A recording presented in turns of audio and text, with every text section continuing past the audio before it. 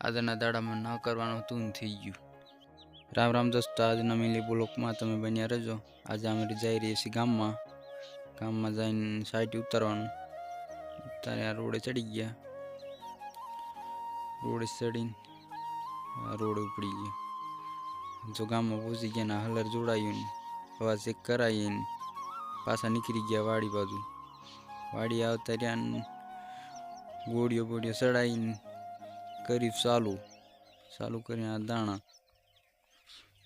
બધા કાઢી નાખી ટાંકી ભરાવા આવી, પછી આ ખાલી કરીને